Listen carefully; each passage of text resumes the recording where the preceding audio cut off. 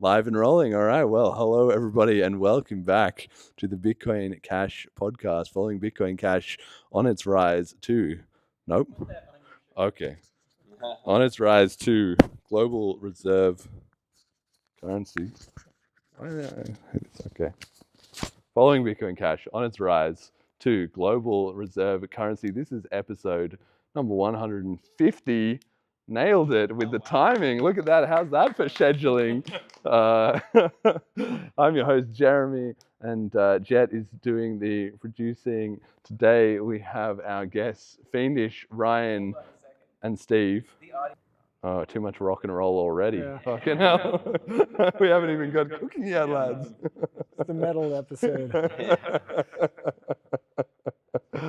Well, that's it. How about that BCH Guru song, though? Like, I was not expecting that. They're just coming hot out of the gates, some Jamaican with vibes. the animation to boot. Too. Yeah. That was great. Exactly, and I mean, to me, one of the reasons that I enjoy that kind of stuff so much is that it shows the community is organically getting on the same page. Like, we didn't coordinate that with them, we didn't tell them about that, but there's clearly a non-trivial effort, and they've bought into the BLISS brand, the idea of the upgrade, the Velmas that we did, and they just were rolling. That is a sign that what you've achieved here is already important. It's a second conference, but it's already created something. They've last year.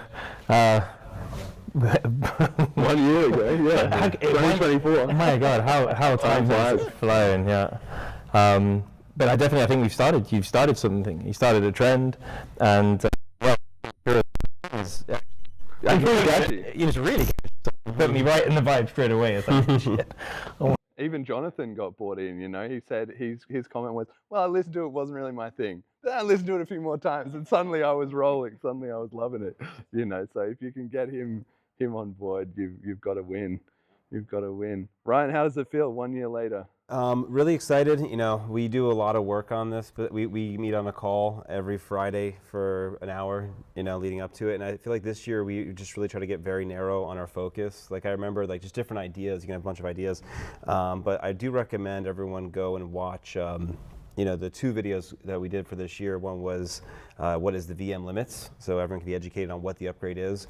But the other one, like, what is BCH BLISS, and in that mission that Jonathan was really inspired to bring together the investor class from BCH and the developer class.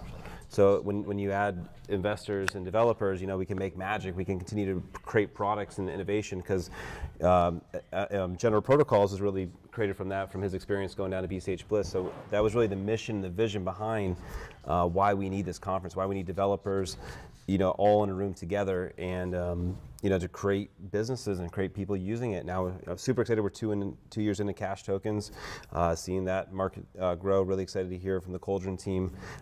We got a stable coin within the market now. I'm excited to learn more about that. A yielding product, there's so many things that have happened over the last few years where BCH has really gone there. Then hear back from the community, talking to people what they want to see moving forward. Privacy is a big topic, block speed's a big topic, and these kind of ideas will be what's prevailing in the coming upgrades.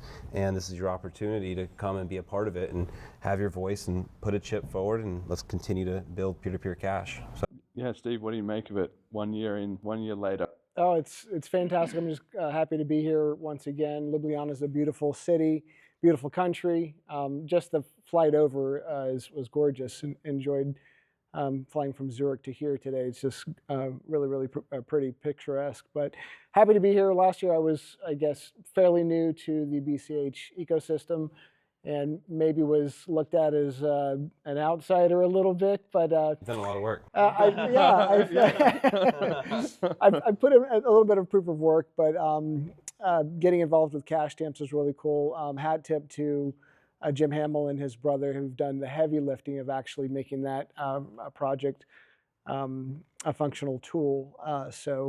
But it's been fun promoting that and kind of promoting BCH using that tool that they created. So, but yeah, just tagging on to what Ryan was saying. I think, like anything else, activity is important, and we're having a lot more activity in this space. Even when it feels like sometimes we might be spinning our wheels, you don't know what seeds are being planted out there that will bloom. So glad this is happening again. Cool that it's happening in the same place, but just in general, it's fun seeing the ecosystem grow and being a part of it. So I'm just happy to be here. Yeah, amazing. And Ryan, I think I'm picking up on what you said. CashTokens is now 2 years old. I mean, we talk about BLISS 1 year ago, but 2 years for CashTokens. I remember when we did the stream for the upgrade there, we literally just did it online, like in a Zoom room. Me and Mini Satoshi and a few other people kind of joined in. Jason Dreisner saying he was glad to have got it over the line. And now we have a serious ecosystem spawning. I don't know if you guys have seen the latest Cauldron TVL numbers, but it's really starting to pick up. You know, it's now in the hundreds of thousands of dollars, and the BCH total is climbing. If the price pumps, suddenly the USD valuation is rising, and there's enough projects on there that I don't know what they are, the major ones. I don't even know they're placed number one right now is Store of Value, which is just popped out of nowhere. It's just, you know, I think there's $72,000. Somebody's putting real money on the line too. That's not like as soon as you go live, like people are watching that, you know, people are going to be jumping in, going to be speculating on that, and that's what you're saying about the seeds. You plant the seeds early, and then it takes a little time for them to mature, right? So do you have any thoughts on what we've seen from CashTokens so far? And I know you, Ryan, were specifically interested in that this year. What is lacking, or what are you looking to see be the next step? Well, you know, I think to get investor confidence in someone like myself that's potentially looking at investing in the space himself, wanted to see some maturity. You know, we've had a couple of wounds in our DeFi journeys.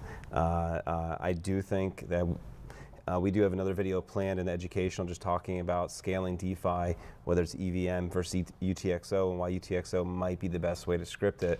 And just excited to talk to developers more, and you know, and what this means in the world of people that are listening. You know, a DeFi system. If you look at a lot of the action that's going on out there, it is users are jumping on a DeFi, and the plan is just to get more coins in more people's hands, and have a reason to use it. But also just creating. You know, I look at it that. We need to be able to create enough financial products as a business owner that like the current traditional finance system has. So that's what sparked my mind last year, the fact that I could collateralize my BCH and not have to sell it. And not, you know, the concept of paying, let's say if you wanted to take out like a home equity line of credit on your home, and you're paying a bank to access your equity. With DeFi, you're borrowing it from yourself. Why am I going to pay someone a fee? Why do I need to pay someone to access my equity? And the fact that we can build those kind of unique products within the space, I think, you know, would for, you know, from a business class standpoint, you know, gain a lot of interest, and something that's, you know, always trying to accumulate more BCH and not wanting to sell it to do things. That's very interesting to me. So. Just go leverage long. Fiendish. You're nodding there. I know you're a big business aficionado. You know, where do you see the CashTokens inroads starting there? So yeah, I mean, I think the last 2 years of CashTokens, it's been exciting. So the first year it took a while to get the tools out there so that people could actually easily create the tokens. Now we have CashToken Studio and Cauldron decks where you can list them like that. That's obviously so much more activity going on.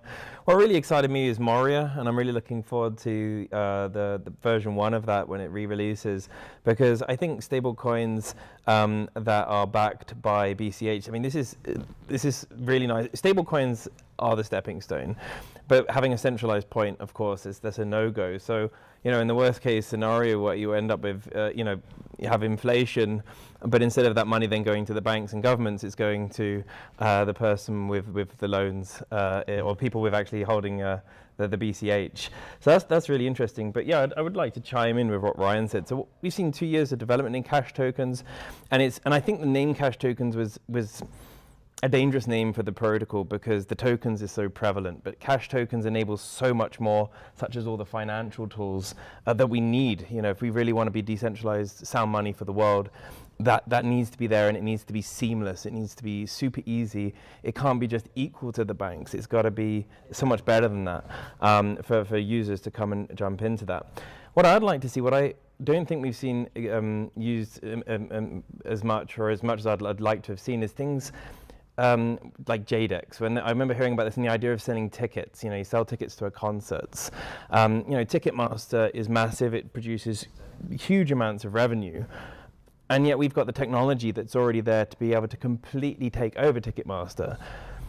And that's what I'd love to see. So we've got the technology, and we've got an amazing system already, and it just requires the entrepreneurs to meet up with the developers to tap into that, to be able to create these products, beat what's already there, such as Ticketmaster, and you get to tap into revenues of hundreds of millions, maybe billions globally.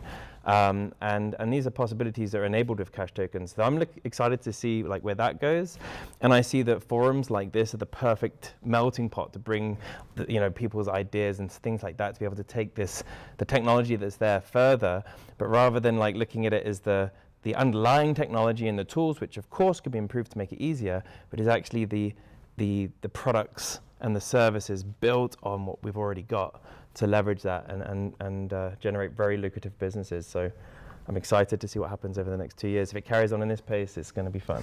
Well, if I can add to that, I see it two ways. Yeah, we need a business class of BCH to go out there and try to integrate with the larger financial system. We absolutely need that. But also, if the regulatory environment's not friendly, what I'm excited for the VM limits is the privacy market. If you're not going to let me in, I'm going to move around. 100%. So I'm really excited that after the upgrade, what the developers can do in regards to tooling to be able to create more. I know electronic cash has been kind of the way to go for BCH privacy, but I think not relying on a centralized server to be able to do that mix, coin join and do those kind of activities. Don't know how or who's going to be the one to lead that, but there's a huge opportunity, obviously, in privacy that the BCH needs. Well, that's the thing, touching on the upgrade, and like you say, the sort of maybe 3 years ago, or even 2 years ago with the cash tokens upgrade going live, DeFi was the thing that everybody was talking about. That was hype. That was where the money was moving. That's what people were getting involved in. And it feels like now it's kind of privacy has become the buzzword that's on everybody who's seriously in the sort of cypherpunk part of crypto's mind. So that's a area that we need to compete on, and I think that's going to be coming with the new upgrade. Is there a risk that we jump onto that and then in 2 years' time it's AI or it's something else that's not coming with the privacy stuff, or is it just another building block in the stepping stone of being competitive in the crypto markets? If I could answer that. So for me, privacy is the only way that we can guarantee success. When we look at, so if the fork didn't happen and Bitcoin still worked, BTC still worked as originally designed, we'd probably already be where we needed to be with adoption and usage. But where we are today, we have got huge amounts of regulatory pressures and KYC, and with AI now, doing chain analysis is easier than ever, and it's only going to get easier. And so when people are using crypto, in most countries you have to register it as if you use it and you make a payment, you have to pay tax on it, even though you're just using it as money. It becomes then impossible to use. And so if you don't have robust privacy that keeps up, and is one step ahead of the authorities, then the idea of creating P2P cash for the world, I would say, has no future. So I think it's critical, and I think the Bitcoin Cash has good privacy today. I do not think it has the privacy that is needed in 2 or 3 or 4 or 5 years. So we absolutely need to move in there. I do not think it's a hype. I do not think it's a buzz. And I think if BCH was to wait too long on that, I think that it would be impossible for it to move forward without serious regulatory hurdles. Yeah, what do you think, Steve? Are we going to be on the right path here? Is our rate of improvement fast enough? Are we going to catch this hype train, or are we, still lacking a little on the network effect and more dev needed? Well, time will tell. It always does. But in regards to cash tokens specifically, I like that it really bolsters the narrative that we bring to the table of utility, not just from a money aspect, but DeFi and Moria and this guy. There might be some time where you can't buy this guy's time anymore, but right now. Get some now. Right now. Fiendish Right now. token Exactly. is cheap on Cauldron That's right now. And I can attest to it. I was doing a workshop in my local market for the Libertarian Party, and I wanted some feedback and expertise from a man who's very good in front of an audience. And so I purchased some Fiend and I sent it to him, and I got an hour of his time. and it And worked. hopefully it was a good hour. It was. It was. It was a worthwhile investment. I didn't Precious ask for token. refunds, so I got my money's worth. And but the point is it has utility, and it really bolsters our narrative that we talk about with Bitcoin Cash, and that is the utility aspect of it. So yeah, I'm really excited to see what happens. Big fan of Moria. I tried to jump in as the smog of Moria money from the get-go. On But, B0, mate, you needed to save it until B1, Yeah. make it splash. Yeah, I think a lot of the on-chain volume was from me shoring up my my collateral when it dipped. But, We gotta make some good memes yeah. about that. There's gonna be some fodder for like, you better just be careful what you sell, else I'll make a meme of you liquidating on Exactly. MUSD. Exactly. But yeah, it's exciting. I like seeing all the projects that are coming out of it, and just logging into BCH Pump and seeing new tokens that are being launched pretty frequently now is really neat. In fact, there may be, for attendees this weekend, might be a new one on there. So Right. we'll see what happens. I'm going to need some guidance from somebody, but hopefully launching something here. I mean, I think that tokenized time idea is so powerful. I actually saw, I can't remember now, but there was maybe like a Solana platform that recently launched and was doing some marketing around that same concept. And I thought, well, we've actually already pioneered that on BCH. But it's funny because it's come full circle then, right? Because BCH is copying their Pump Fund thing with BCH Pump, and then now they're probably unknowingly, they're probably Convergent Evolution, they've invented this same idea of tokenized time. So I think that's a beautiful example of BCH being open to absorbing other ideas from the rest of the industry. And maybe that's the same place we're getting stable coins. It's the same place we're getting the privacy stuff. It's the same idea in a certain sense that we got cash tokens and DeFi. Any thoughts on that? How's the BCH community doing in terms of we're absorbing ideas, but still saying, staying true to our own mission, our own pathway, our own way of doing things? Because sometimes you have people who come in, I still see it today, not very often, but sometimes people saying, oh, it's P2P cash, why are you doing all this other stuff? If you just did P2P cash, it would work. I don't believe that, but we nevertheless need to pay some attention to staying unique. If you become a little bit of something from everyone, maybe you lose your own identity. I don't know, Ryan, any thoughts? Yeah, we talked about this a little bit, and I feel like, like you said, there could be some maybe crypto fails if we don't get privacy and things like that. I view it as what's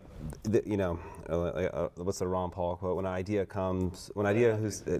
idea whose time has come cannot be stopped by anyone. I view it, I look at AI. I feel like 4 or 5 years ago, AI was this thing we heard about, and now we use it in our everyday lives. I don't know what that inflection point for crypto is. And I just think the more tooling BCH has for that has a better opportunity to become whenever main society feels like this is the tool that we need enough, that we have it at least. And then you enter the ecosystem, oh my God, I have all these other tools within it. To say that we should ossify and stay on one peer-to-peer cash just for push payments, I think that's a limited market. I don't think we can reach what the main why I got into crypto. This whole idea that humans could be free of government, and and someone in a third world country doesn't have a bank and get access to the internet and participate in the global financial system. I think the more things we do to do that is the whole mission that I got into crypto. Whatever coin you want to call it, and that's why I think BCH has that mission behind it.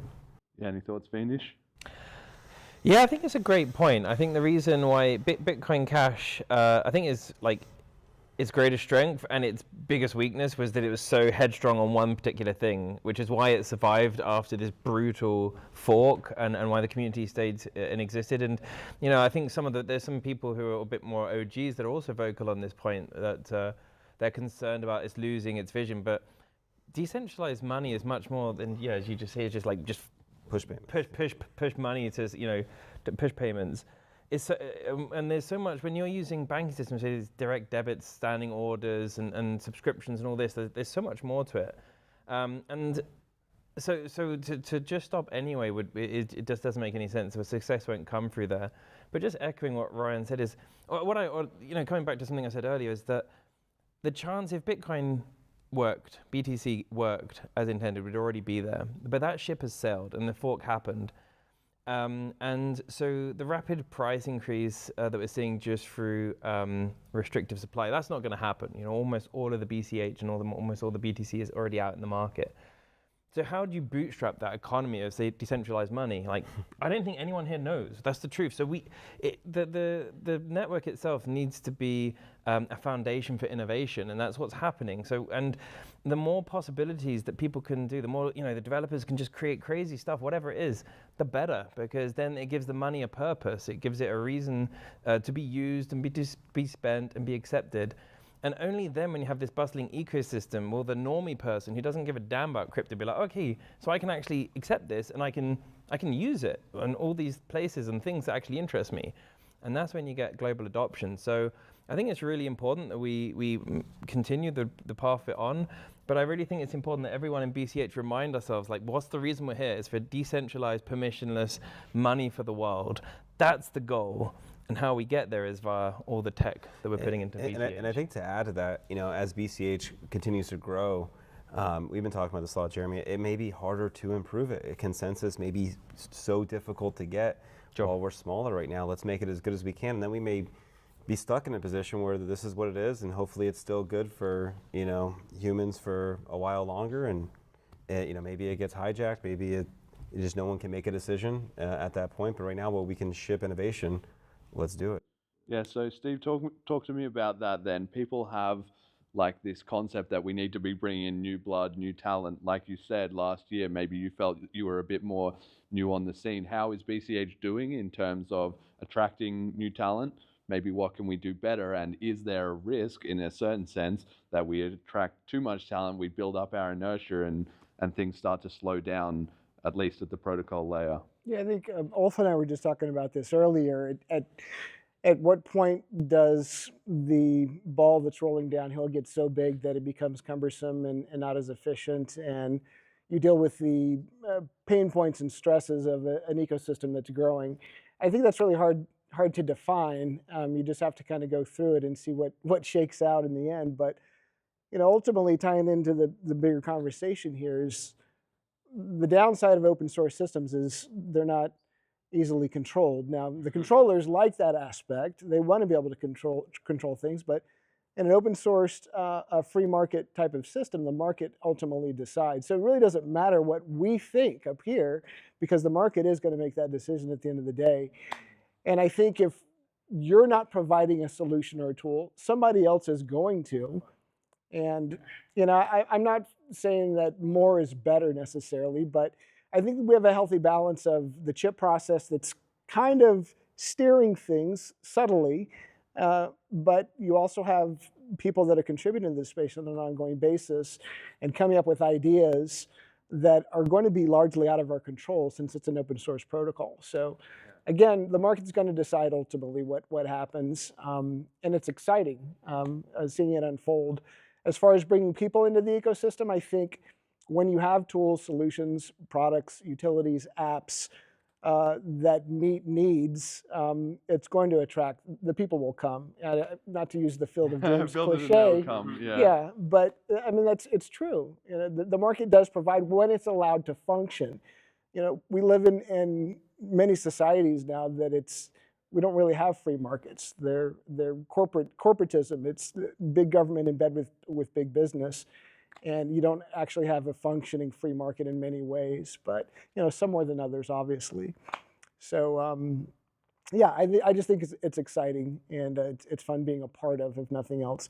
And if I'm having fun being a part of it, other people will also have fun being a part of it. So it's a self-fulfilling in its own way. Yeah, yeah. So Fiendish, I know on the same topic of bringing talent into the ecosystem, I heard you saying earlier, you know, we've had a massive change in the last 3 years in terms of BCH, how hard it was to get any attention on BCH, and then how hard to convert it into something positive, how hard to get a little bit of recognition or consideration. Bcash is trash. I think that was basically the most positive thing you would expect to hear about BCH outside of BCHs. Yeah, and so now, you know, we've turned that ship around to a pretty convincing degree, and those eyeballs are really paying attention to us, right? So I don't know, what are we doing right to get that kind of attention, and what can we do to accelerate it? Yeah, it's really simple. BCH isn't a bunch of victims, a bunch of whinging victim whiners, which they were.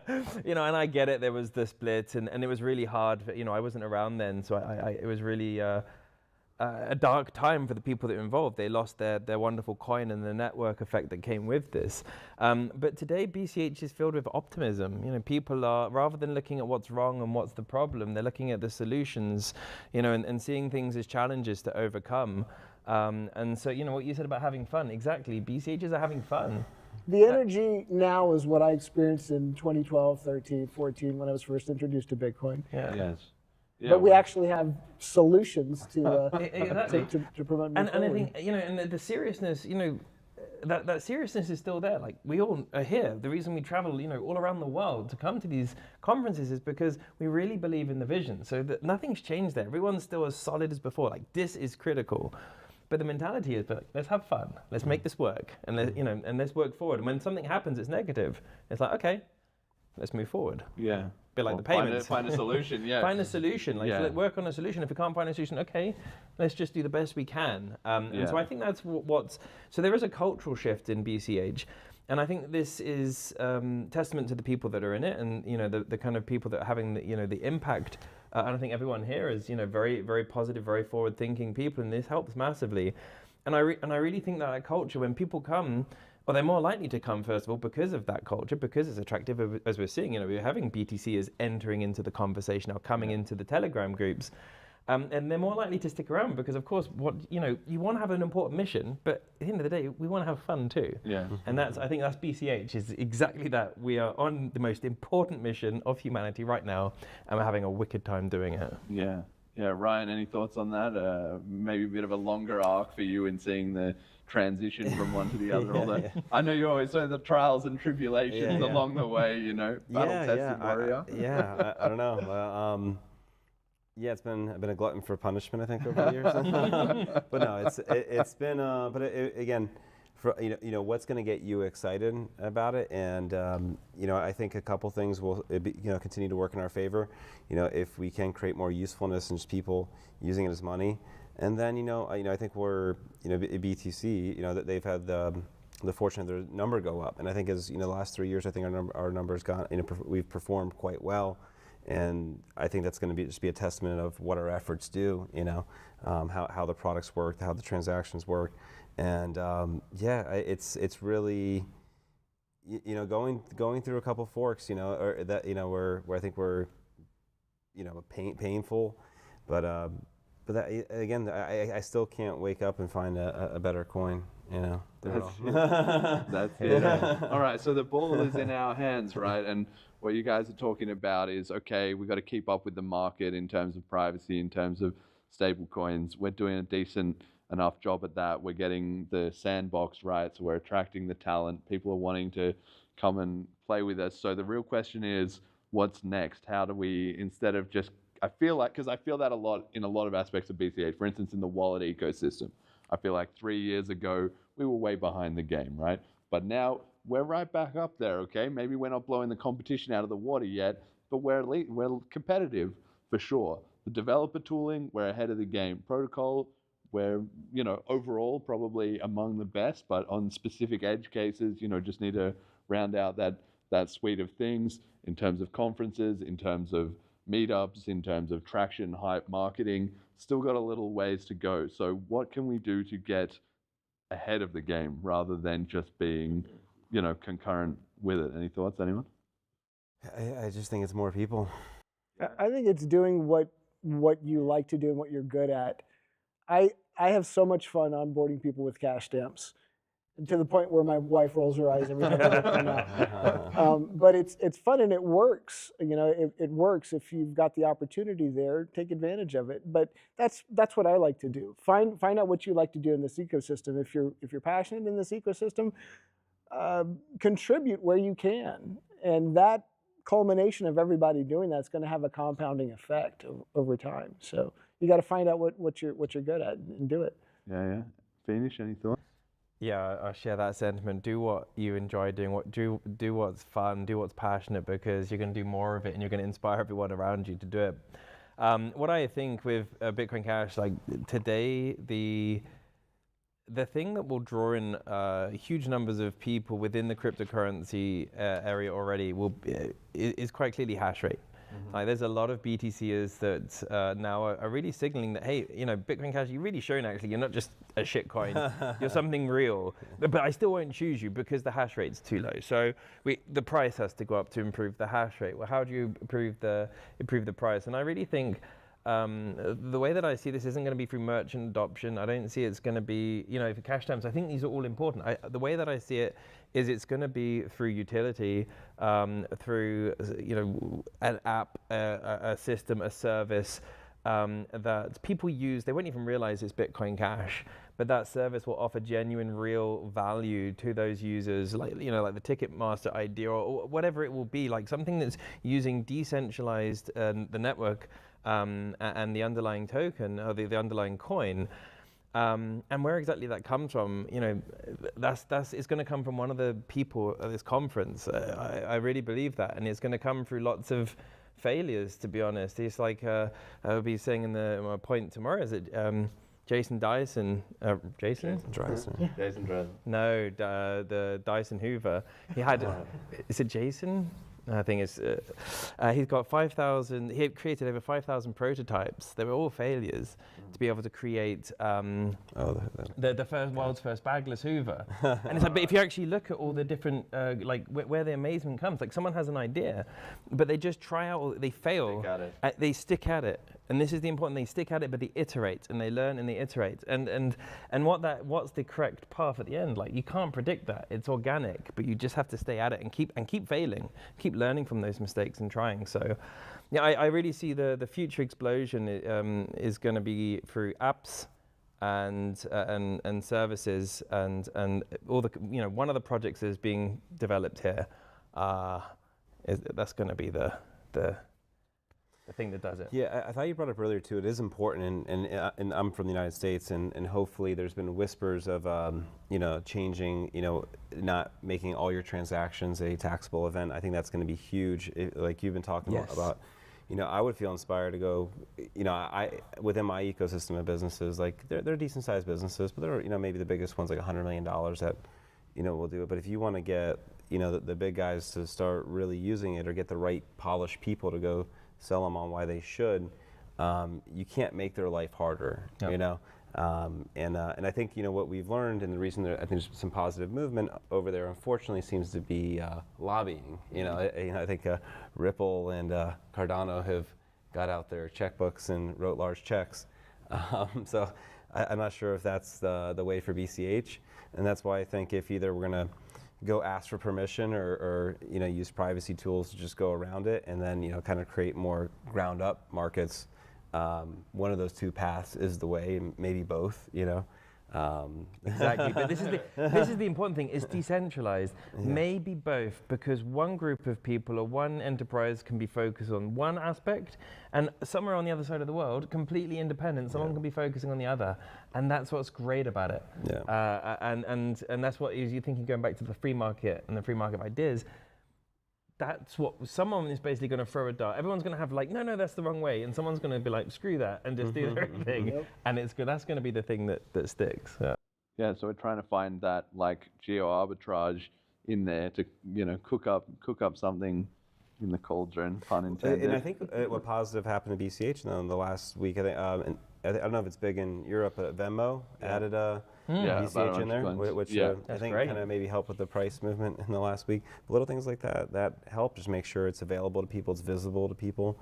And then when they see the green one, then they got to learn what that green one is. And Down the rabbit hole again. Right. Yeah, well, that's right. I mean, that's where BCH has always perhaps done a very good job of being sort of organic and grassroots, despite being small and suffering setbacks. It just has such hardcore community, basically, that it's unstoppable in that aspect, but it hasn't really been able to break out and get into the minds of the sort of the big money players. Obviously, they're usually interested in the bigger coins, but we've seen so much of with the ETFs, even now with nation states a little bit. How does BCH get into that game? Obviously, we're going to have to punch way above our weight, but that's something that's beholden on us regardless. We can't have excuses about that. We just got to find solutions. Yeah, I don't know if that's the best way by being like a stockpile. I do think there will be speculative money out there that just look at the rate of return on a $2 trillion asset tripling versus an $8 billion asset. So I think there's some good arbitrage from BCH in that perspective. Why? And then look at the underneath it. Big money can move this coin from 8 billion to 100 billion or something like that. So I think being small also has its advantage of being just a smaller cap.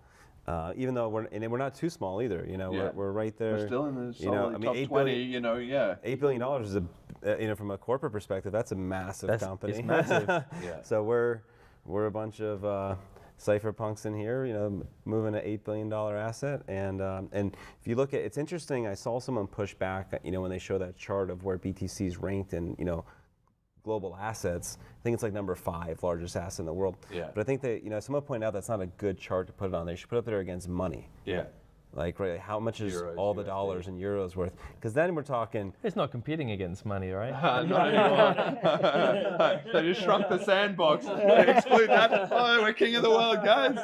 We did it. We lowered our standards and then we got what we wanted. Congratulations. You never see those market caps. Yeah. Like, I want to see those market caps. Because that's the market cap we're going on, and it's much bigger. But I think you raised some good points there, and is the fact that, I agree with you. We should be wary of this because, of course, at a certain point, Bitcoin Cash is going to be a global used economy and currency, and you're going to have businesses, BlackRock, that are using it and tapping into it.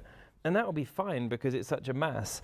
But what happens now is we want the investment to match the community size because the community is full of really passionate people that believe in the cause.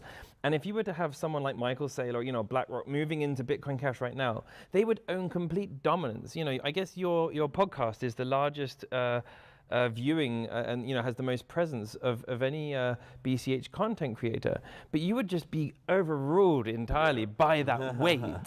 And there's nothing that you could do to stop it. So I would say that would be a very double-edged sword, and I think we'll be destroyed by it. So I think as much as we'd all like to see the price of Bitcoin Cash explode and beat BTC, I think that it would, the investment into the ecosystem should match the community, and what I would rather see is actually is that people here within the community with great ideas find investors into their projects and retain control over their projects. So the investment is for 30%, whatever, of their business. So they still get to be the thought leader and the owner of that particular business, because otherwise, what will happen is BCH with the chip processor or not, it will be hijacked. It will be overtaken, just like BTC. But I think what helps modify that is just also the daily trading volume. So if you own, let's say, $3 billion worth of BCH, you don't really own it. I think a few hundred million trades daily or something like that. Yeah, and you can't actually get it. There's some big arguments about that. That a lot of the trading is happening on Binance. Yeah. I don't know if this is a recent thing. I just saw this on Reddit. Was that there was a relatively small purchase made on Coinbase, and the price went up to $475 or something like that. But on Binance, it stayed very flat.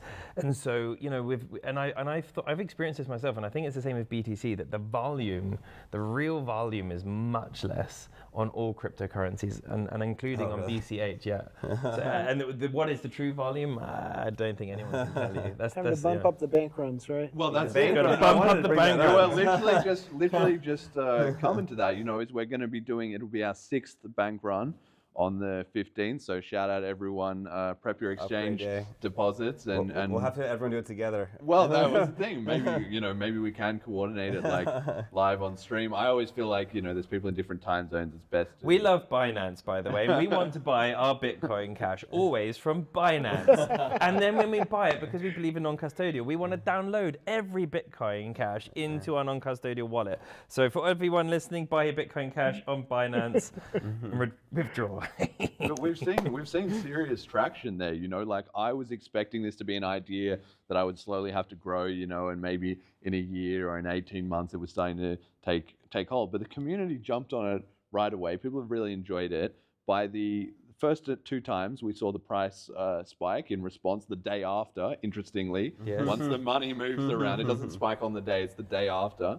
The third one, Poloniex, had an issue with their withdrawals. The fourth one, Kraken, had an issue with their withdrawals. And then the fifth one, in the aftermath, we've seen this $100 spike on Coinbase and Binance being unable to match it. So and 12% interest. If you deposit your Bitcoin Cash on Binance, they're offering right now 12% return annual. And you compare that to 12%. Exactly. This is important thing. Don't do it. But whereas BTC, you earn like 1% or less. So you can see like why would they be paying so much percent? 12 times more than BTC. Is because they don't have the BCH. It's like quite clearly that's the only reason they're lending it all out. Now I gotta say, and we have in my eyes a legend here at this conference, Peter Risen. Everyone went over, shook his hand when he was here earlier. He stepped out now. He's going to be speaking tomorrow, so everyone make sure Peter's for me a very important person in Bitcoin history. But it's really cool to see people come back, and I don't mean necessarily come back from like BTC per se, but like. I mean, the Brian Armstrongs, the CZs, these people were here for the mission that we're here for too at one point too, and I wonder what makes them fray away. And I think there's think of Mr. Krabs right now. Money. Well, I certainly think even let's say Bitcoin.com's moving in a direction too. I think these are all good things. They're following that. So there's people don't want to be too early for something, I think is fair, maybe a fair way to say to them.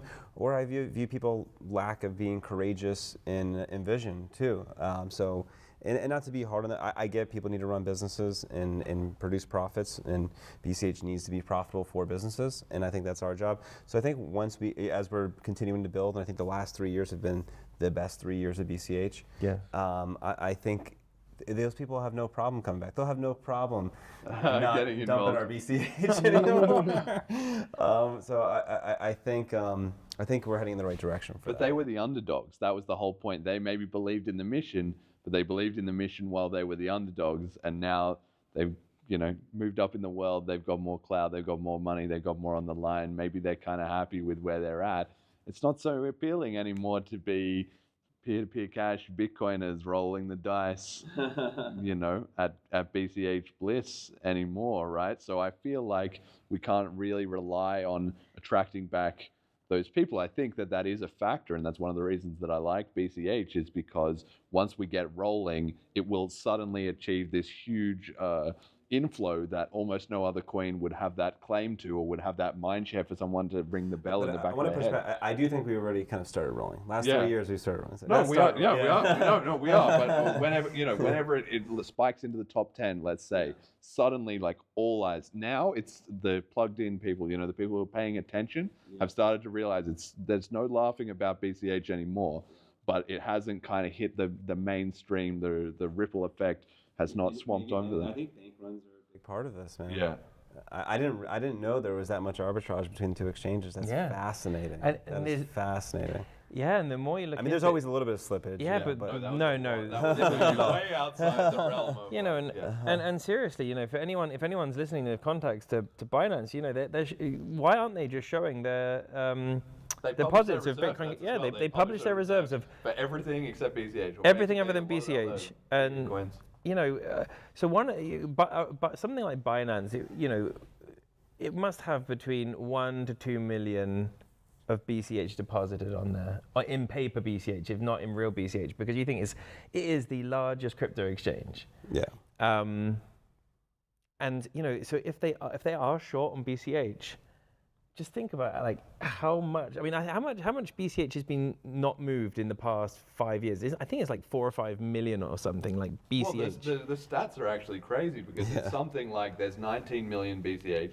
It's something like there's 8 or 9, I think, on BTC that is frozen and hasn't moved since the fork on BCH. It's like 13 or 14 million. There's probably only 5-6 million circulating BCH. So when you Since think the about that, fork, since so when the you, fork. exactly, Recently it's less. It's like 2 million. so if Binance, why aren't they proving the reserve when they're doing it with all other coins? Which means like there really might be 1 million BCH that have been paper sold. And if you just do the numbers, like if you all of a sudden someone was to buy 1 million BCH.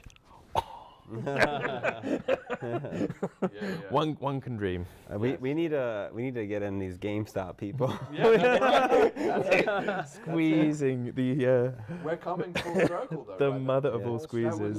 That was literally episode 2 of the podcast. We did Wall Street bets versus Wall Street, and that was at the time that was what was happening in the financial world at the start of 2021. So we're now 4.5 years later, and that wasn't kind of quite replicated, but it was that watershed moment of breaking down people's barriers, the kind of idea of financial power in the people, and then that's led on to, of course, like all the meme coins and stuff. It's still sort of a successor of that kind of thing. How do we capture some of that energy and get it focused on BCH? That's more of a promotion and marketing question. I got an idea. I want to throw you off air. Let's hear it. Well, off air. Well, actually, no. I should maybe not off air. Well, I'll share this. I know someone that has a large following in the GameStop space. Right. And why are you telling us this now and not to? I reached out to him once about it, but I'm sure for a certain amount of BCH we could show him our story. Right. Okay. I mean, probably about 500,000 subscribers. All right. Can we short squeeze Binance? I think we can. I think we can. Well, maybe now. I think maybe we need. We have the bank runs. We already have some of the data to get. And I think if we well document that. Yeah. They're gonna find And all your accounts and ban them before. Well, I mean, it's. I mean, with GameStop, they did this a similar thing, and he was like one of the bigger. He was on Fox News for it, like and if we can get that throughout that whole market of people that just, live that. This is the next target. We found it, guys. Just jump on it. I think if we can come up with a nice deck on what the problem is. Yeah. And what With the evidence I don't want to say who it is on air. Yeah. But I want to. But there and there's maybe, and I'm saying this person we started our YouTube channel at the same time, and he has a lot more subscribers than me. Right, but okay. but he I pumping GameStop. He got very large. All right. Okay. Steve, any ideas? How do we bank run Binance out of this? Make Binance our BCH. I don't like know. that. I think Binance our bitch. that's right. That would be that goes well on one of those posters. We can AI generate that for sure. There you go. Do it. Oh my God. I don't know. I mean, one thing we do know is that throughout history, all fiat currency has failed. Yeah. And I don't think the U.S. dollar is going to be any different. We don't know when. That's the hard part, is nobody knows when that day is coming. But the cracks are definitely showing in the foundation for sure. And even with this new administration stateside, in true political fashion, they make a bunch of pomp and circumstance, and no heads are rolling. Yeah. No money's being reversed. The deficit's still climbing. So, Yeah. when that happens is hard to say, but real change usually is precipitated by crisis, unfortunately. Yeah. And that may be what it takes. It may take a financial crisis. But when, not if, but when that happens, where are people going to flee to? Yeah. And I think BCH is the best lifeboat that we have available, currently, and hopefully into the foreseeable future. So how that all unfolds, it's going to be ugly. It's going to be painful. It's going to be really, really messy, probably for a while. But if we can provide that solution for people to flee to, providing the utility of a medium of exchange, the store of value will follow the utility as the medium of exchange, then ultimately becoming a unit of account. So many maxis get that backwards with the bastardized digital gold store of value narrative. I'm like, you consider yourself an Austrian economist or adhering to the Austrian economic philosophy. Read what Mises says about the step process. Money as a medium of exchange has to be paramount. The store of value follows that. But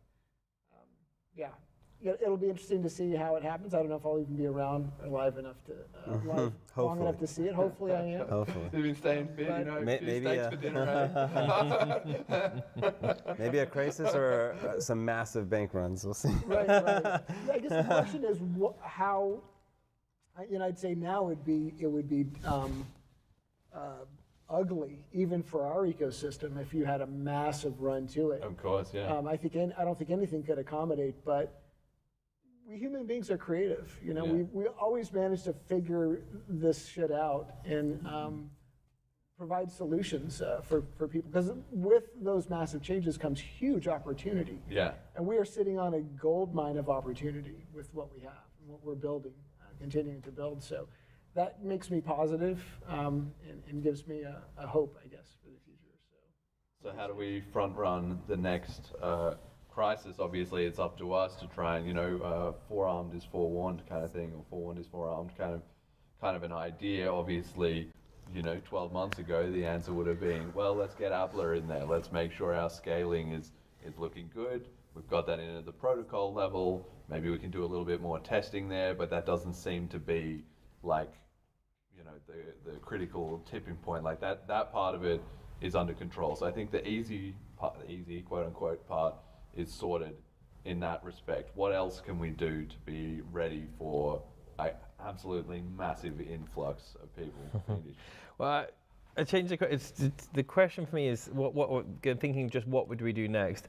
When thinking about the cracks are showing, and the governments around the world are really doing a lot to remove all privacy with financial transactions, and they're really clamping down on cryptocurrency. And even under Trump's America, for me, what I'm seeing is that it's all progressing just like it was. It's just under a different umbrella. Yeah, So there's no CBDCs. We're just going to call it something different. Yeah. But so and so the cracks are there, and I believe that absolutely, BCH is the best lifeboat today by far.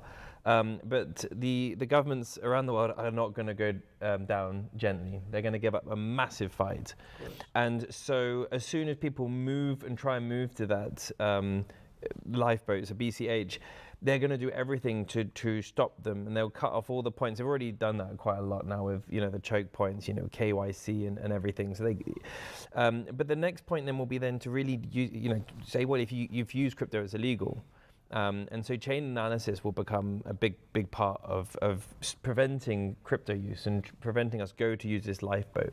So I come back to privacy. I think that privacy is essential when that happens, when the collapse happens, if it's in 2 years or 5 years or 10 years or 20 years, if people can't use that money without the government, it's going to be insanely hard to really break those transactions for one person. So they couldn't do it for everyone. I think that is critical to ensure that we actually really have a stable lifeboat for everyone, and they're not going to end up risking their lives or their families. So that's what I'd like to see to answer that question. Either of you two want to jump in on that? Yeah, I agree to an extent. I just wonder how what media will play in that. Currently today, but as this last election in the States, I felt like independent media for the first time took over like traditional media and can not control the narrative as much. So we can't rely on certainly them having the tools to demonize us, and we need privacy for that.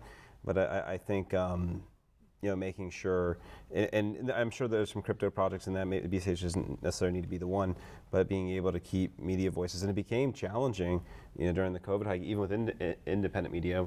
Elon bought X and Rumble popped up, and even TikTok was good for alternative media.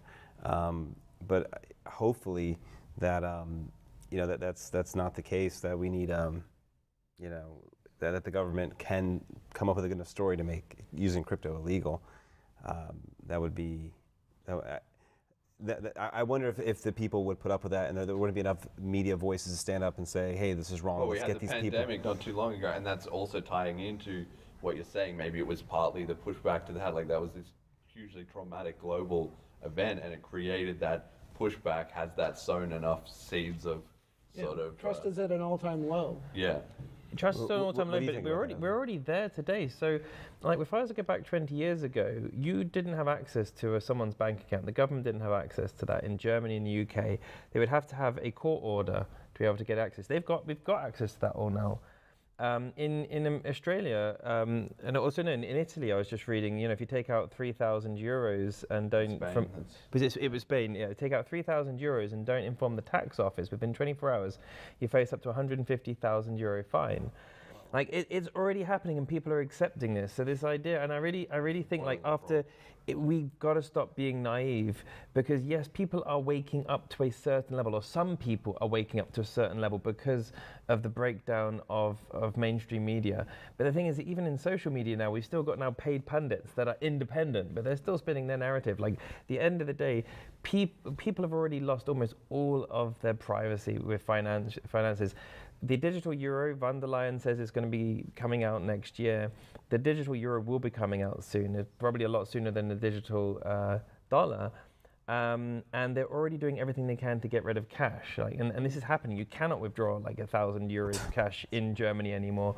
And even when I sell stuff on eBay, that's all being sent to the tax office. So when I sell my product secondhand that I've already paid tax on, they are looking at that wherever it's being sold, not just eBay or any website. It's being sent automatically to the tax office, so they can see if I owe tax on my products that I'm selling secondhand.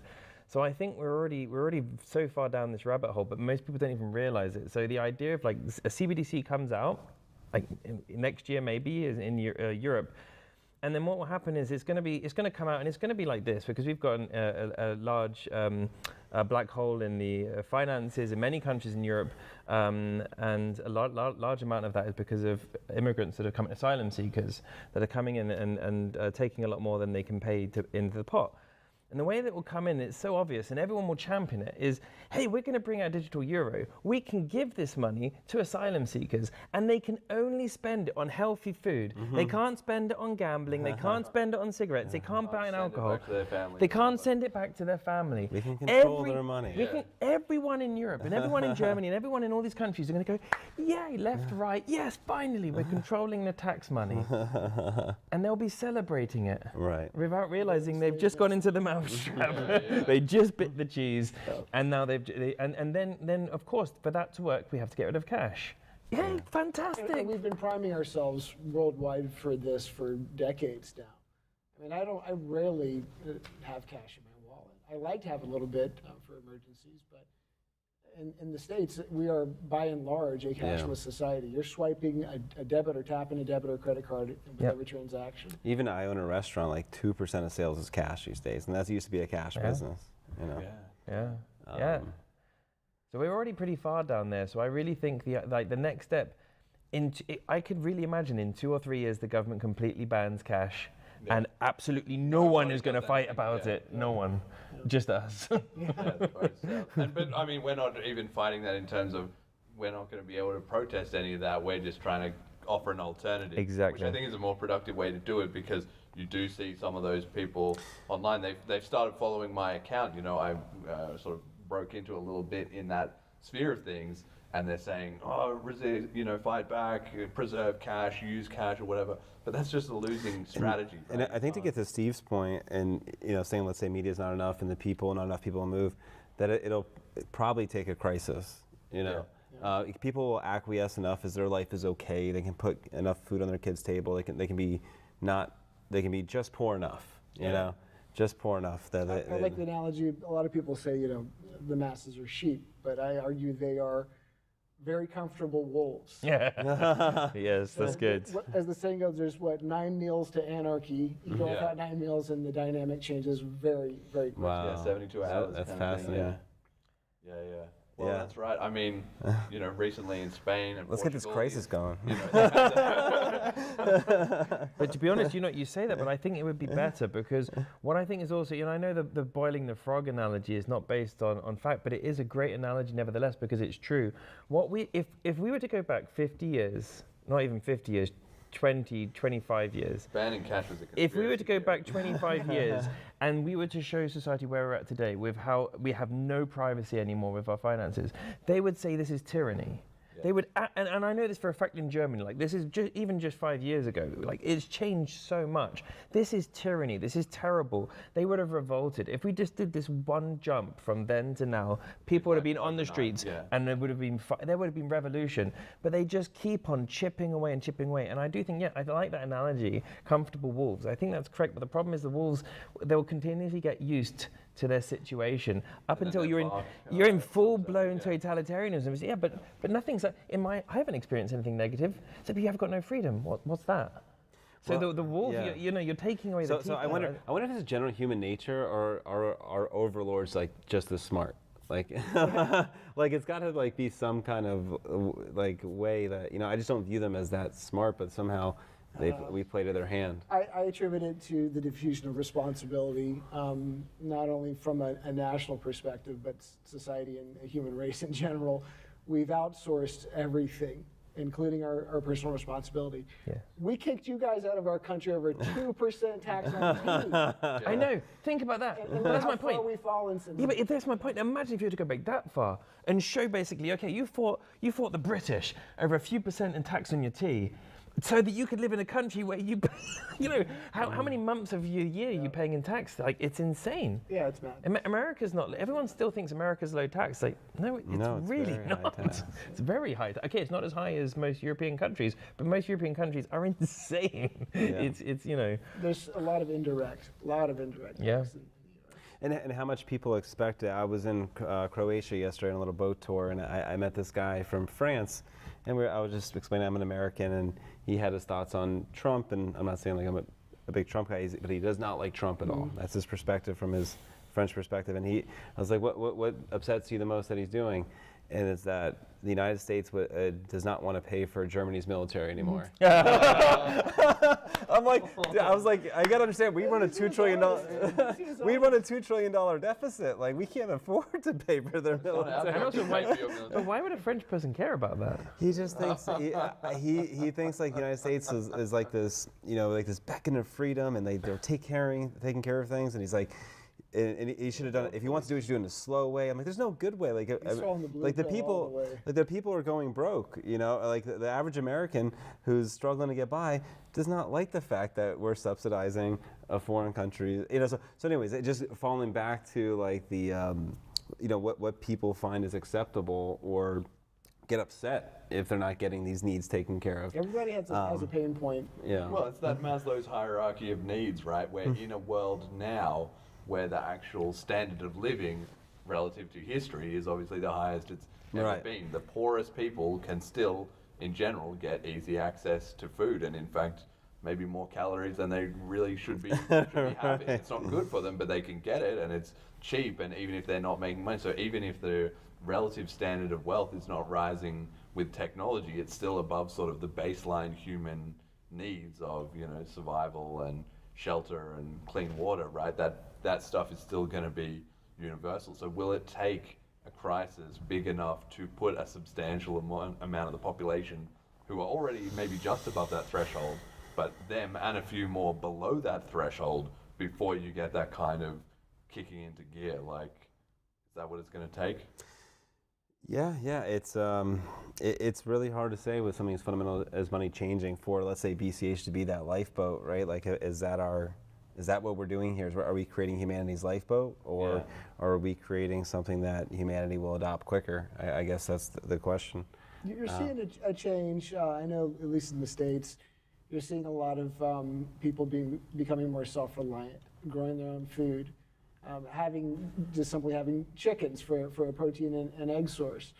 And you're starting to see that niche, if you will, grow. And BCH fits perfectly within that niche. Just 2 weeks ago, I was at the farmer's market in our town, and I was able to onboard somebody that sells honey, local wild honey. I put a post on Twitter, but and he was like, his eyes lit up because he was packing up his stuff. He had 1 pint left of honey, and he'd put away his Square machine or whatever, his swipe thing. I said, do you take crypto? He's like, oh, I'd love to. I was like, well, let me give you BCH right now. I gave him a cash stamp. Literally in under a minute, he was paid for his honey, had a Selene wallet installed, and his eyes lit up, So, and that's small, local, organic, grassroots growth there. So my hope is that he, tells other vendors in the market, about how our transaction went, and it grows that way. But the point I'm trying to make is that you're seeing people, I think, reclaiming these responsibilities that they've diffused. The glamour and glitz and the lifestyle that comes with urban and city living isn't what it once was. And that reality is becoming true. You're seeing people move away from the city centers, trying to get property if they can. Remote work, all of these things play a factor, and BCH fits in perfectly with that trend. Will it continue? Who knows? But I think you'll always have dense urban population areas that aren't going to buy that philosophy, but at least you're seeing a bit of a shift in that regard. And you can look no further than social media. I mean, homesteading is huge in the United States right now. You can, even if you don't want to do it yourself, you can buy into a community that already has, their local markets and what have you. So, I guess it's targeting those different niches and communities with something that works well as a medium of exchange that could help growth as well. So, yeah, I don't know. The realist in me says it's going to take an absolute fallout and crisis before we get real change. But in true government fashion, they create the problem and then they swoop in as the messiah with the solution. And that's what we have to try to subvert. And I think that simply comes with education. That's really where I want my focus to be going forward, is educating people. Because most people, when you say crypto, I think everybody knows what Bitcoin is nowadays. Even my mother, almost 80 years old, knows it. She's heard the term, but they have such a skewed and bastardized narrative and version of it that the only way to counter that is with educating them on the true intended purpose of Bitcoin, which is a peer-to-peer electronic cash system. So that's where I want to focus my efforts in actually educating people, whether it's seminars. Of course, we're all doing our part in this regard, and you are one of the biggest loudspeakers for the community with the channel. I'm here because of your channel. So, and if I could add a little bit too, where I think the early days of Bitcoin worked really well in terms of just organic growth was, like investors coming in, buying the coin, and then investing in businesses around it and seeing the price go up, and then the price would go up, and then they had more money to reinvest back in. I think that, I believe the last 3 years is starting to create that ecosystem. You're able to run your businesses with that, General Protocols and all the other people here today, is that the money comes into the ecosystem, improves it, number goes up. People that invested get their money back that way. We all get richer inside of it. We can all start chipping in. We can host conferences. We can do these things. So I think that's critically important. And that was something that we lacked, with the chain splits, of able to get that kind of compounding return. And that was like the heyday of BTC. It was just growing so much, and the money could get reinvested back in. But there's nothing really to invest back into in the ecosystem. So I think as long as we stay healthy and unified as a community, that kind of cycle, and investors that are investing into the businesses that are here today to see developers' projects will create that organic growth. And that's the whole mission of BLISS. Yeah. That was the whole idea. And we really got focused. Remember that one day we sat there? I was we didn't finish that session, by the way. We got to go back to vision work. Yeah. Because we were debating like different like what we wanted to accomplish here, and Jonathan and Jeremy would sometimes go in a different direction. I was like, let's. Ryan's trying to mediate. And I was like, what is our why? Why do we exist? Why should anyone come to BLISS? And that we made that video that really, I think, sounded it. Yeah. So everyone watch, that video, what is BCH BLISS, and you'll really understand the mission and the ethos, and hopefully we deliver on our mission over the next 3 days. And thank you for everyone for coming out to be a part of it. Yeah, okay, so I want to hit a couple of quick topics, and then we'll wrap this up. We've been going for a while, but just, that was some big picture stuff. Let's get down to brass tacks. We've got the chips that are currently circulating around, loops, pay to script, and op eval. Any thoughts on any of those from what you guys know of it, or maybe things you're hoping to get clarified or discussed in conversations here at BLISS? Yeah, for me, loops is, from the developers I've spoken to, it seems to be the one that is really missing from the scripts. The returns that we can use. It simplifies coding, makes it much easier for developers to get in. So that makes sense. It'll be interesting to listen to a bit more for the other two, because I've heard a lot more discontention, like a lot more questions with the challenges that has been created by it. It's something that Jonathan has said recently. Is just like, we've made a lot of changes recently over the last few years. We've been very active in BCH, and we've added a lot to it.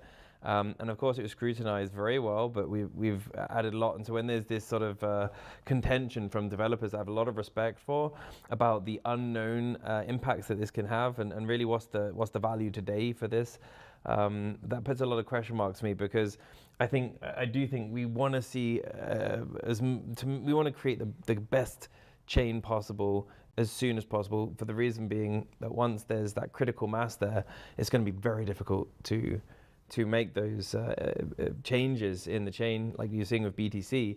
That happen with any chain of a sufficient size.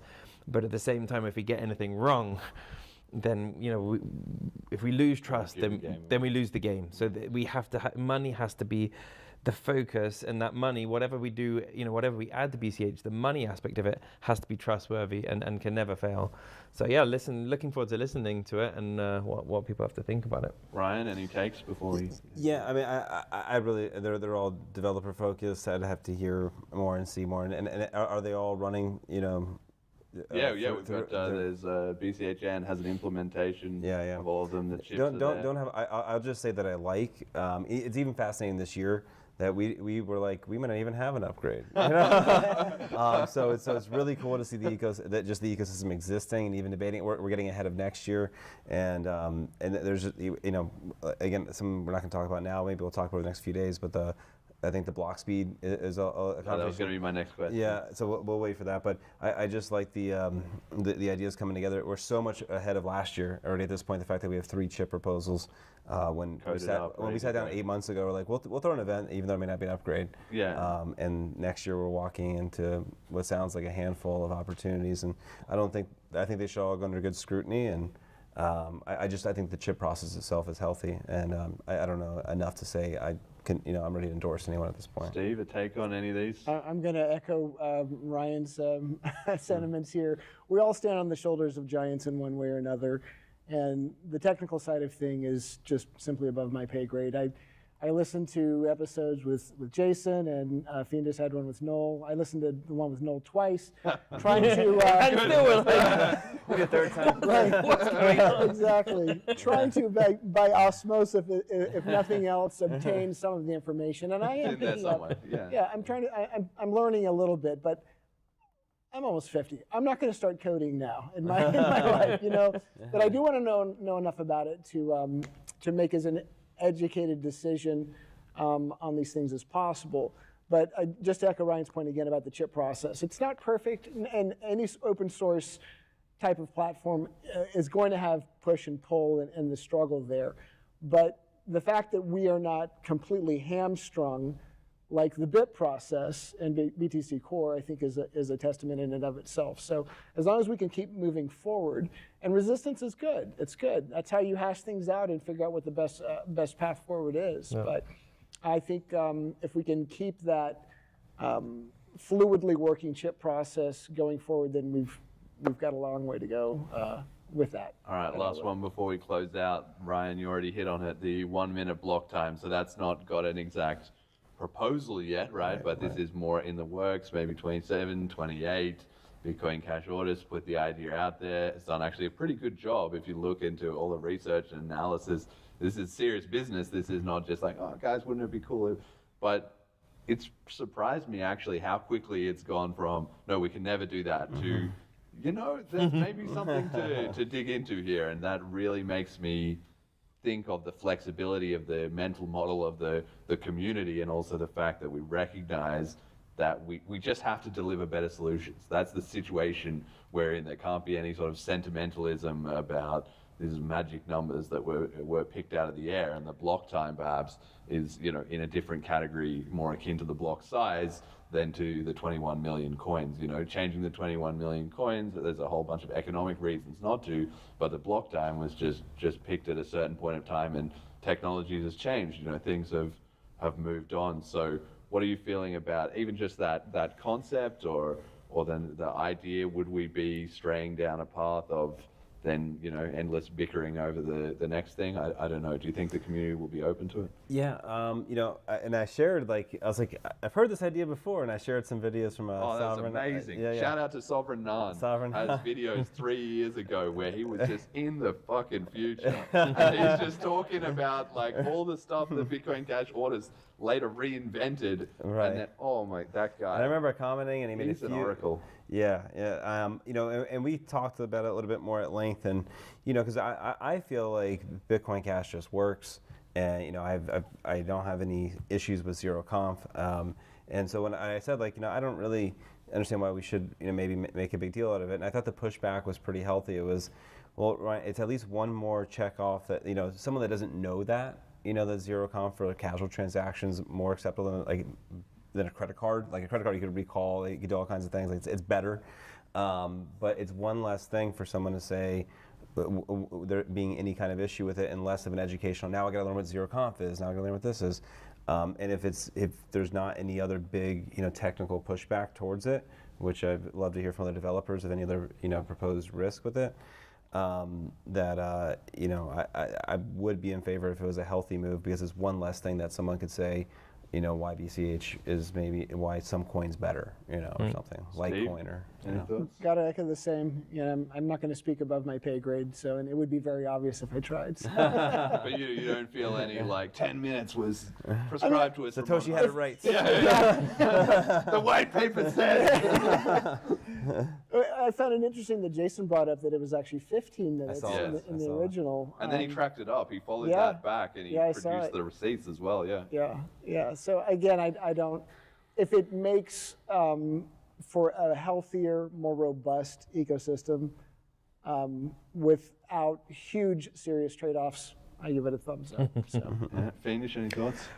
Yeah, I was also blown away by how this went to, hey, this is really complex because businesses are building actually the assumption of the 10-minute blocks.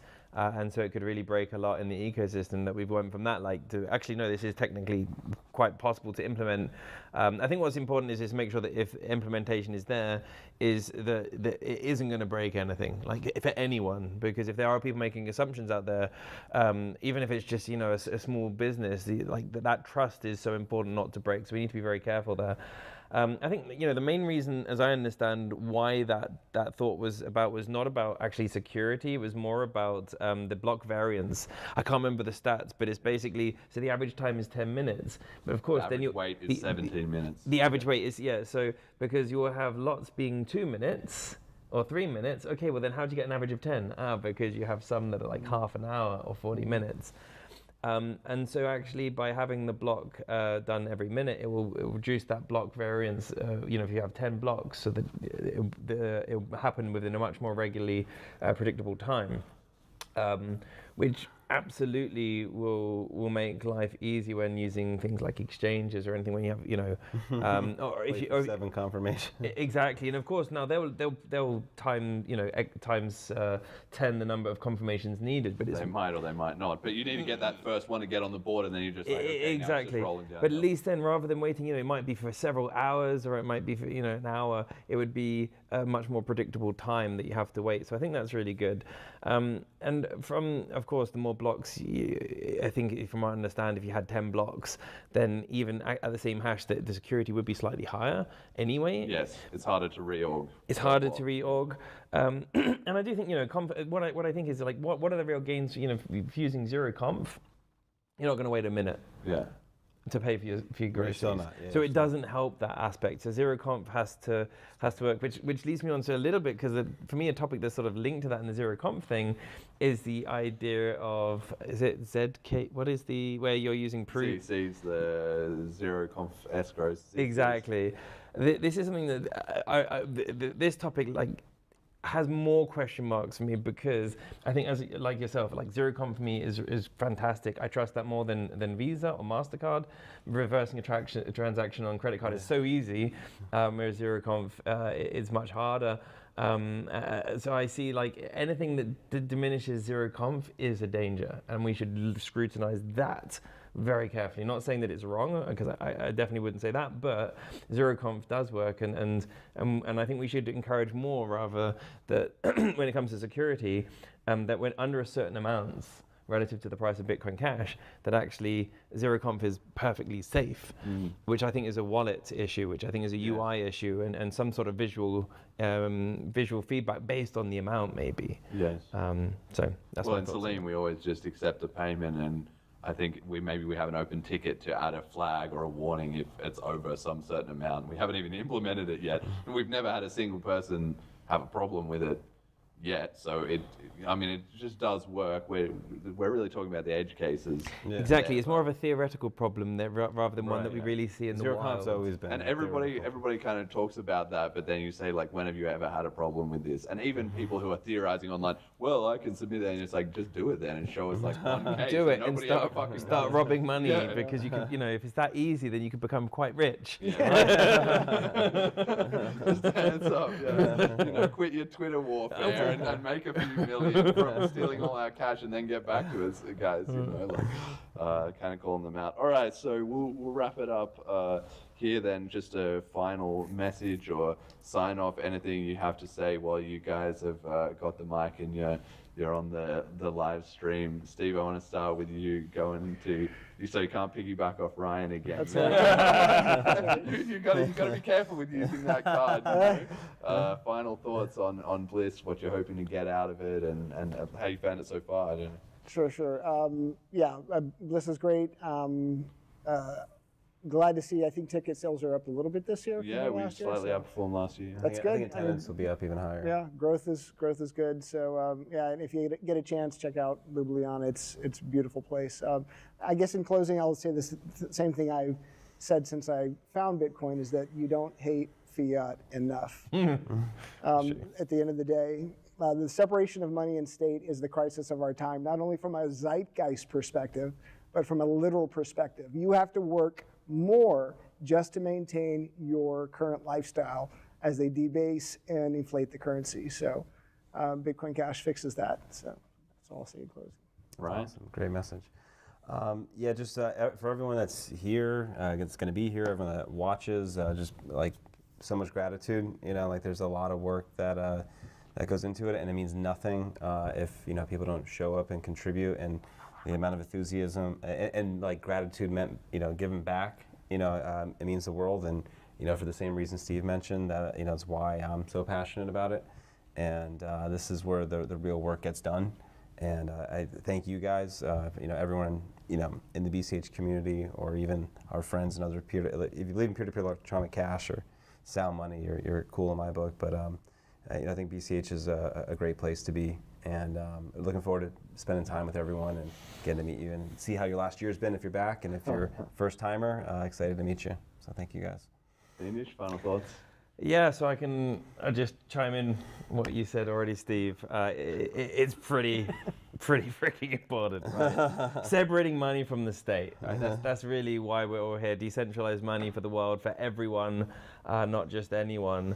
And I'm so glad for Bliss, and thank you for organizing, and for Jonathan, if you're listening at any point, because it's really important. We have to be successful. The size of the network is so important for money, and it needs to grow for success. And that's what Bliss is about. It's about getting all these amazing ideas from our great developers here, to build teams, to build businesses, to pair entrepreneurs and investment with developers with great ideas, bring it all together to create actual profitable businesses that generate real and create real usage of Bitcoin Cash, and help its use as money for the ultimate cause of separating money from state and removing fiat from our lives once and for all time. Yeah. All right. Amen. Okay, and I'm just going to sign off. We'll be back with the Bliss Day 1 live stream tomorrow at 9 a.m. Slovenian time, which is UTC +2. Thank you for tuning in. If you've been watching on the live stream and our audience here as well too. And, Thousands of people. It's crazy. we can't show you, but it's absolutely packed. We're beating away the adopters at the door there, actually. But I hope you've all enjoyed this little Bliss pre-live stream, and we'll see you tomorrow for day one. Hey, how about those Velmas? Guess something about the Velmas. Hats off to Jeremy on the Velmas. Steve got a good Velma. Let's put Whoever it that way. chose 25, 26, and 37, you know who you are. You know your Velmas probably a little more intimately than you should, but I can't fault you for it. So. All right, that's it. And if we can play out with the BCH Guru song, if we have it lined up, or ooh, there we go. Give me 2 seconds. All right, okay. All right. Yeah. No, that's a banger. That's full circle, you know. BCH Guru here. Is he gonna be here? Well, I don't know. We're gonna find out. But they got the full Anon team, you know. They're like, they don't have a single public facing rep. I was gonna say, I don't know. You don't know who are they? They might be here. I've asked You never them. know. They might be in this room. Right? Yeah, well, apparently they're known, or like people who know who they are, but they're People in the anonymous. know, maybe. Really? Yeah, but I figure like we're kind of in the know, but I guess I just found out you're not in the know, Ryan. Live on air. there's many levels. You thought you were at the top. You're at the first level. You don't need to know. they've been around for a while. Yeah, Yeah. well, I was thinking, you know, when we look at the CashTokens like live stream, like they were coming up with, we're going to launch stuff on CashTokens and whatever. Like that was more than 2 years ago when they were announcing. They did that initial video. We did it on the podcast and everything like that. And I was just thinking that they've delivered. I mean, They've really they're delivered. Still here. They're still plugging away. They shipped their dividends the other day. I got my. And they might be in the payout. audience here, for all we know. Like, you know, one of the many, you know. BCH Gurus, you're awesome. Thank you for your Yes. awesome work, your awesome site, and this banging I'm sure energy. they'll be watching. And that's what I love crypto. Like, I'll meet a lot of people over the next few days, and you won't. You never know. Yeah. That's why you get the non-KYC. All right, let's go. Now hear this. Hear me now, massive and true. This is the voice of BCH Guru coming at you. Motivation for the youth. Lies them a tell, big fire them a burn. Discouraging the youths when them try them best to learn. Them smiling at your face but conspire when you turn. Prefer we consume and only buy, never earn. But now we know the truth of the point of no return. We manifest the prophecy in each and every word. Inspiring peace, love and joy across the world. Flying free like a bird. We giving them straight bliss. We forever strong, never break this. Tell the DJ must be play this. Champion in Bitcoin, it's called the BCH. We giving them straight bliss. Original, you could never fake this. Number one song in your playlist. Pull your pocket up with Bitcoin, them call it BCH. Straight bliss. Yeah man. Everything up and running.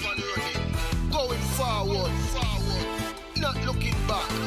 Not taking no discouragement. Just see me. Proper propaganda, all them want for us to see. Misguide and disguise to cover up them poverty. Defy all the pressure coming from the policy. We find our freedom in another currency. Them try to force them authority. Clothes in hypocrisy. Number them are small but control the majority. Hear the war a cry, time for peace and harmony. It's our gift to bring to earth. We giving them straight bliss. We forever strong, never break this. Tell the DJ must be play this. Champion in Bitcoin, it's called the BCH. We giving them straight bliss. Original, you could never fake this. Number one song in your playlist. Pull your pocket up with Bitcoin, them call it BCH. Don't blink twice so your eyes might miss. They can't poison a vibe like this. We stay thirsty for life, no person alive can try to disturb my bliss. Cool in the sun and we hot in the shade. We black and white but we not in the grey. Not with dishonesty, not with commodity. Now we make profits on blocking the chain. Stack Bitcoin appreciates. Keep it short to abbreviate. We get high, no THC. Just take flight like BCH. Don't blink twice cause your eyes might miss. We bring joy in a light like this. They can't poison a vibe. Enjoy for the night till we float in the sky straight bliss. Giving them straight bliss. We forever strong, never break this. Tell the DJ of fi play this. Champion in Bitcoin, it's called the BCH. We giving them straight bliss. Original, you could never fake this. Number one song in your playlist. Pull your pocket up with Bitcoin, them call it BCH. We giving them straight bliss.